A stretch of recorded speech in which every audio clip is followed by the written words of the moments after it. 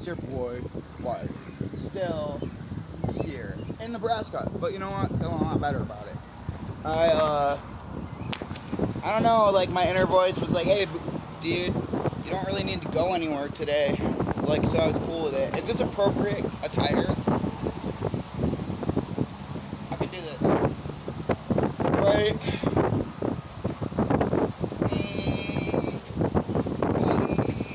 Observe my avatar. It's the way I made it. Is that acceptable? Great! Okay, so don't look at my nipples, I feel weird. No,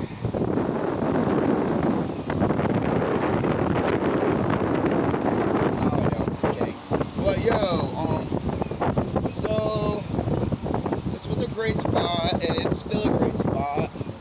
I don't really want to leave because it's like a little slice of heaven here. And then once I leave here, I have to go back into hell, the hot realm on the pavement, which I'm fine with. I happen to be an expert.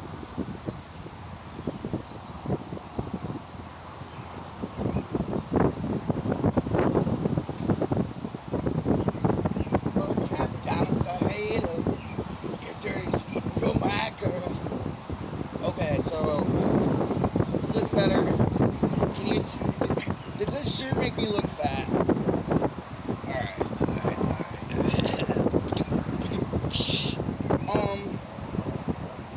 Not much to say because this is such a beautiful spot. If you just know, you just observe it and go, dad noises. Yeah. Okay, so fucking. Here we go. We're gonna do a quick review on this backpack. So I got this backpack like probably at the beginning of the month, so about 22 days ago. And look at all this already. Got a hole here. This is coming undone. All types of undone. It's all shredded at the seams. Coming apart here, getting stuck in the zipper. That's one of the something you gotta watch out for is when all that fuzzy shit gets stuck in your zipper, and if you just keep zipping it anyways, eventually it'll break your zipper off at the worst time. It's usually right when somebody's like, hurry up bud, get in the car quick, come on, there's somebody coming. And you're like, I'm coming, my bag's stuck. You see where I'm going? So don't do that, fix it. All you have to do is get a lighter and burn it off, and when it melts it, it seals it back to the way it should have been already created. But anyways, wear and tear everywhere, shredding apart. $55 for sales tax. But what I'm thinking was, you know, it took me like somebody with a car and like 2 days of going out, 2 different days, you know, to find a backpack in a whole county of Walmart and whatever else you guys got. But unfortunately, only Walmart has backpacks like this. And the one in the town that I was from, which is a decent-sized city for, you know, it's not a huge city, but it's a decent-sized city. You know, everything you would want. But they didn't have backpacks. No fucking backpacks. What does that mean? If you notice that everything is getting tighter, the supplies that you need to move are getting scarce. It's not an accident. All of this is on purpose. So if you just, oh come on now, that's just real people doing their best. A real culture just figuring it out as they go for the first time. Okay. Well, they seem to just accidentally fucking do everything they know to keep it a certain way accidentally. But I'm not bitching, I'm just saying it's hard to find what you need to move these days. Plus, everybody yesterday was full of fear and confusion. And so you just have to find a way of making the air around you very certain. The way you move is very sure, like you know what you're doing, and you do every movement, every thought, everything with purpose towards but at the same time, and you think of what the Hinduism, and you're not really supposed to do anything on purpose at all ever.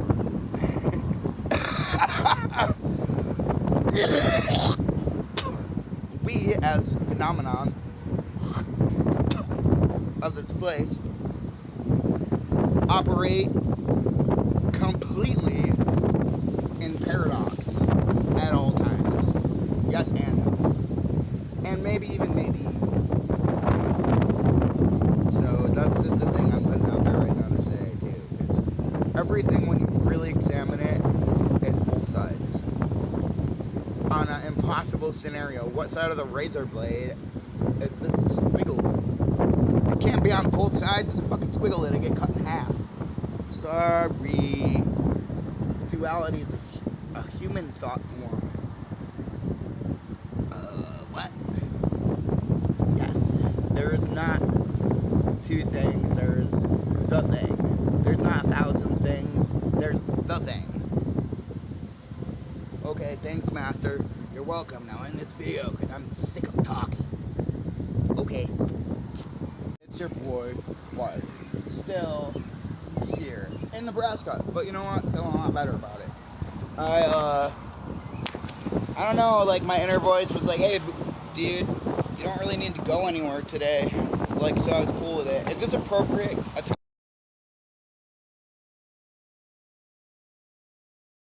So, like,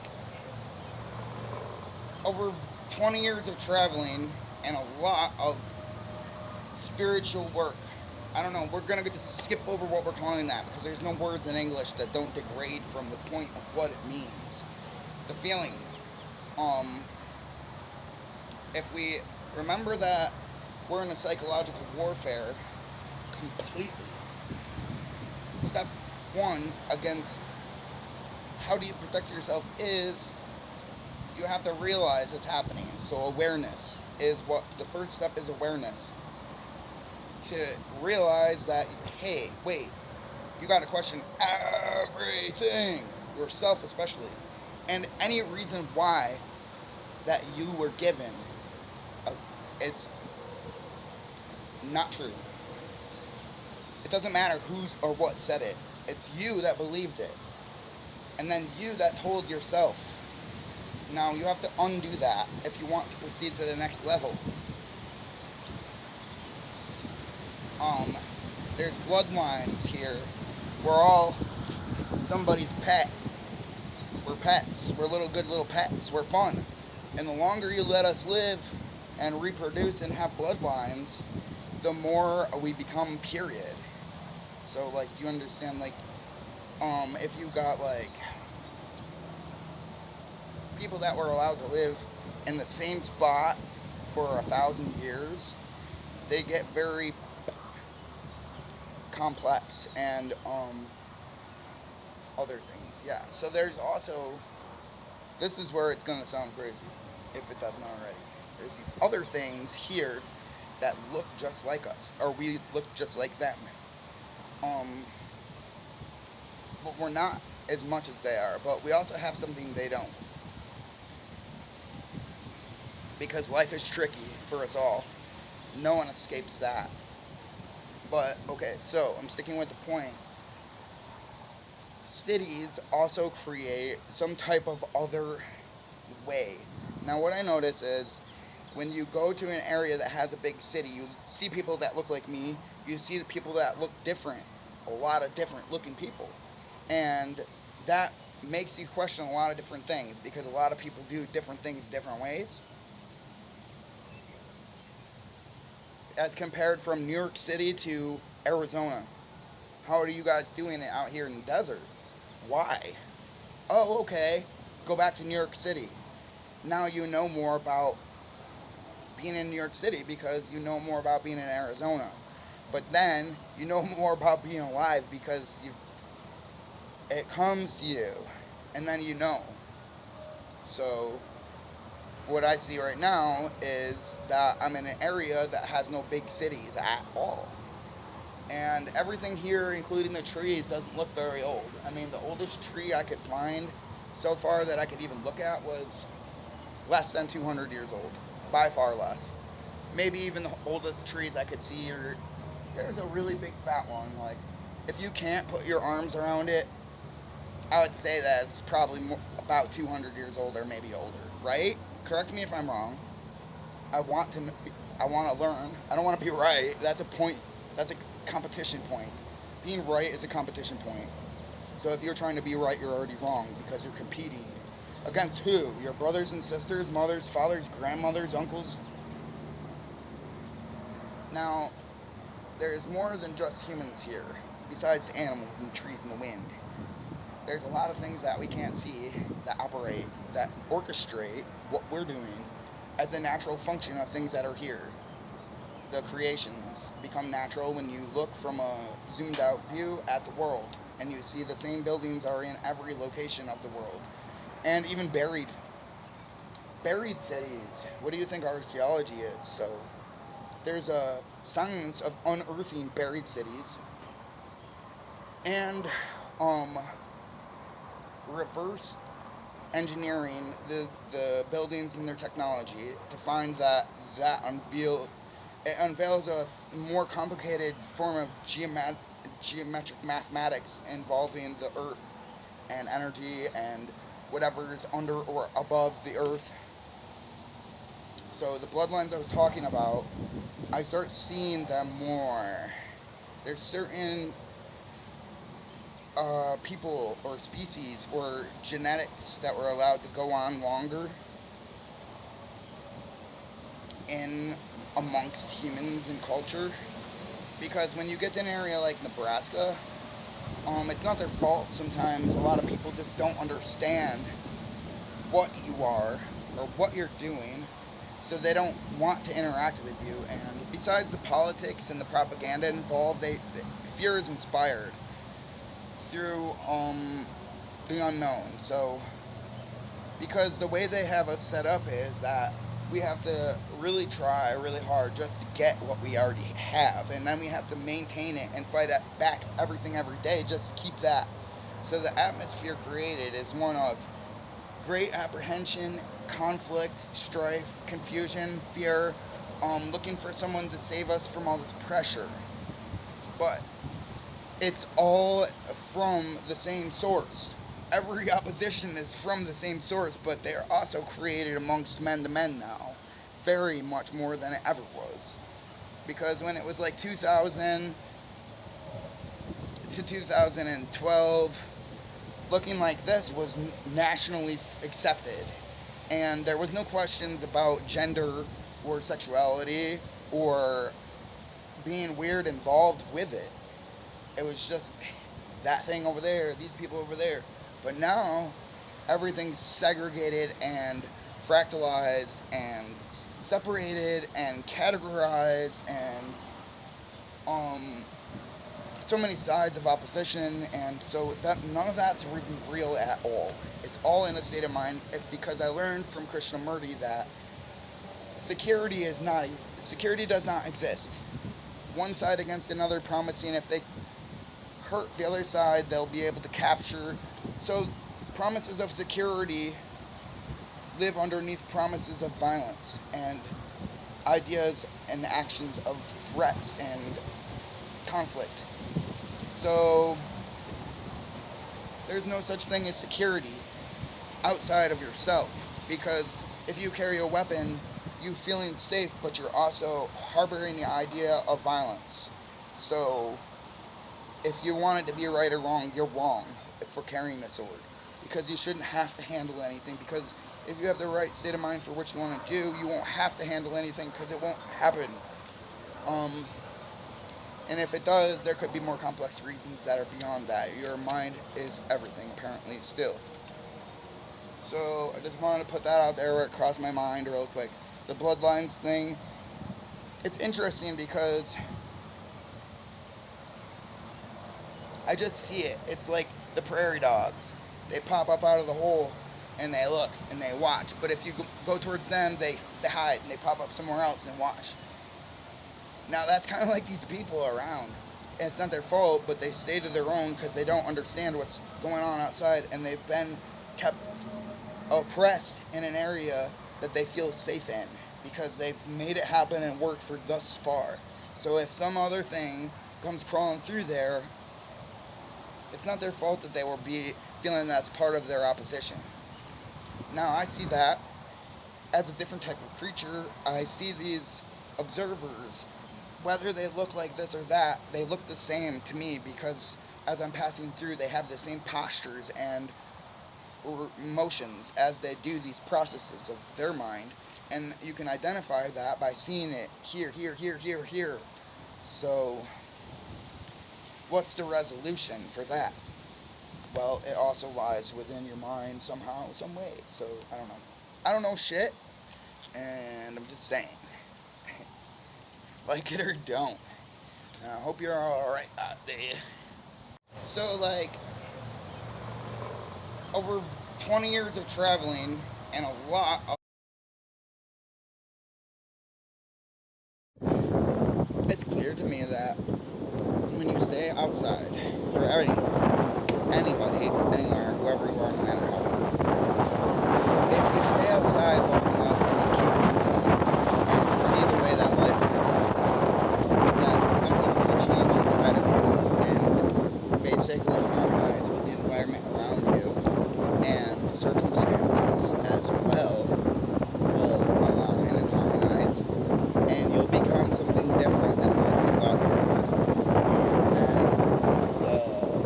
the voices that guide you or distract you or delude you, deceive you, the illusions or the truth, the crystallized, harmonious, forward movement like lightning, but sure and certain.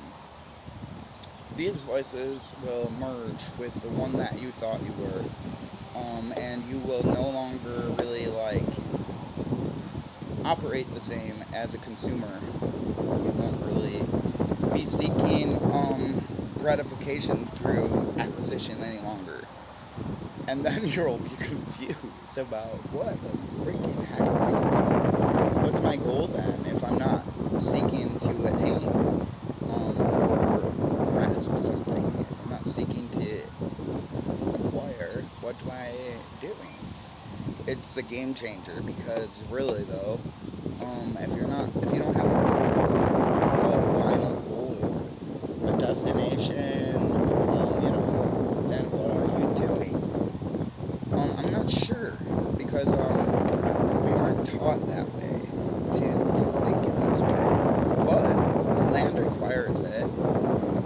Life requires it because it's a different way of living once you live outside without trying to do the same thing. And something happens to you, but I'm saying life goes on.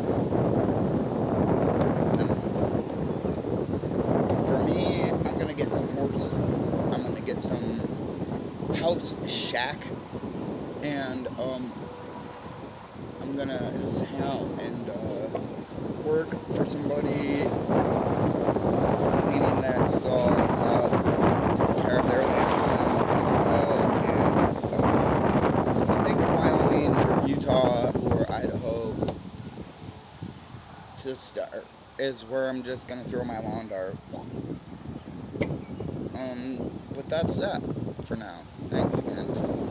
Little couple minute blurbs when I have an idea, cause I smoke pot,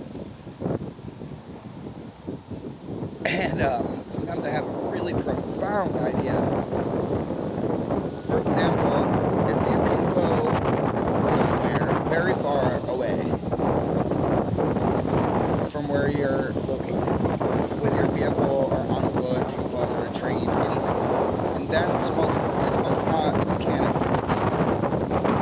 Sit still and see what happens to your thoughts and where you end up. Because if you don't move at all, if you don't think anything, then I think that you're doing pretty good.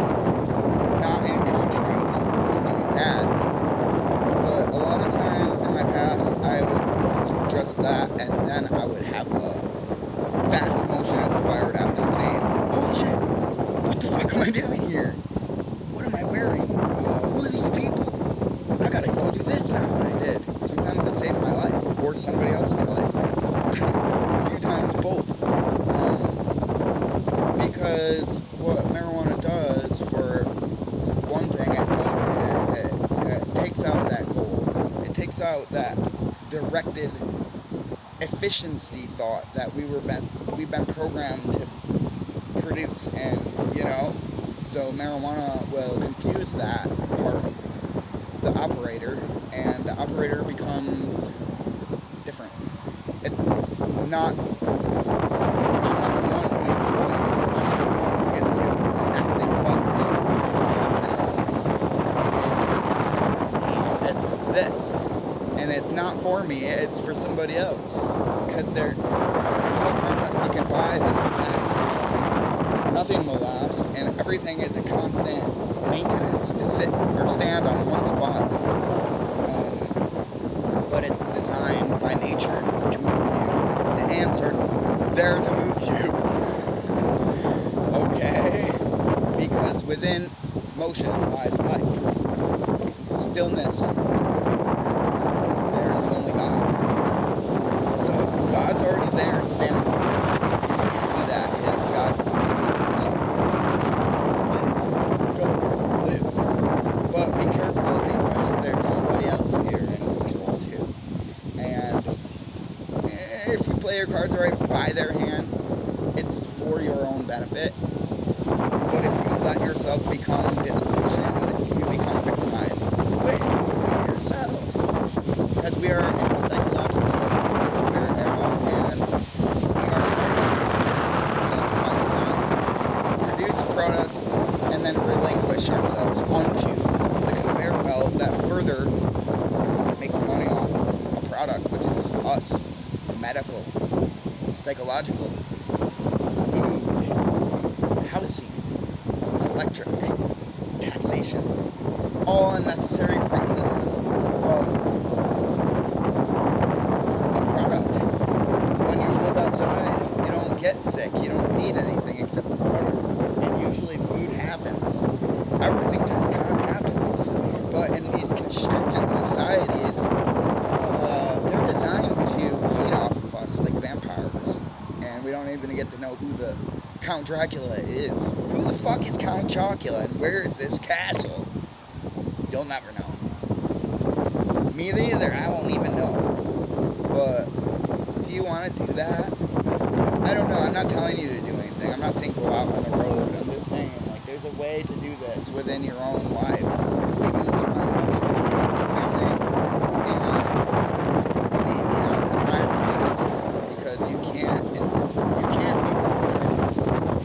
cannot be overindulgent without becoming poisoned. A wise Indian said, anything in excess is poison. What does that mean? Does that mean you can't have 5 electric toothbrushes, only 1? It means that electric toothbrush is poison. It creates a necessity of repetition and anxiety to charge this. It's an unnecessary addition to the successful operation of just brushing your damn teeth with baking soda and peroxide mixed together into a paste, which will reform your gums and teeth will regenerate. Well, where's the coin in telling people how to last forever?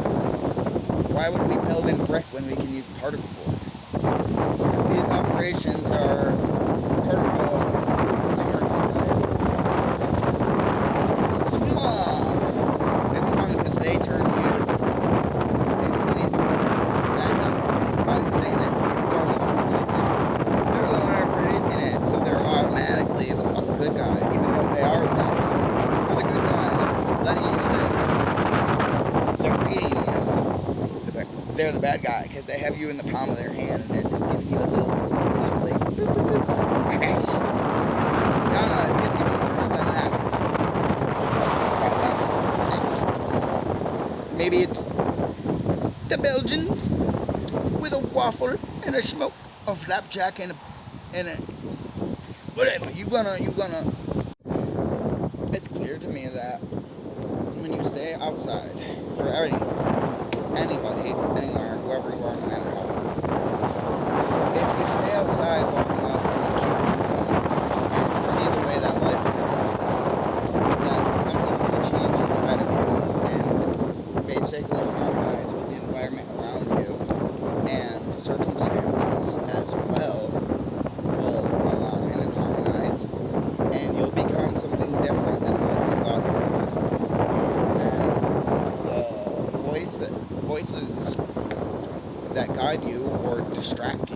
or delude you, deceive you, the illusions or the truth, the crystallized, harmonious, forward movement like lightning, but sure and certain. These voices will merge with the one that you thought you were, and you will no longer really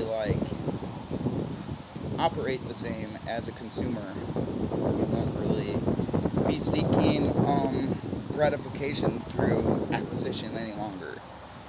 And then you'll be confused about what the freaking heck am I doing? What's my goal then if I'm not seeking to attain or grasp something? If I'm not seeking to acquire, what am I doing?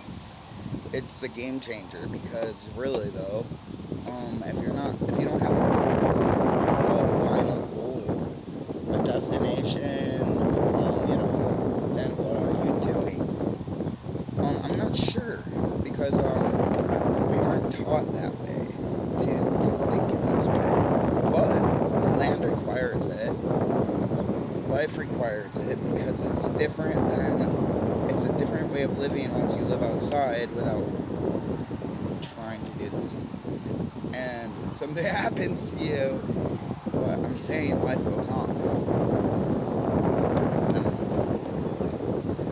For me, I'm gonna get some horse. I'm gonna get some house shack, and I'm gonna just hang out and work for somebody, cleaning that stalls out, taking care of their land for them as well.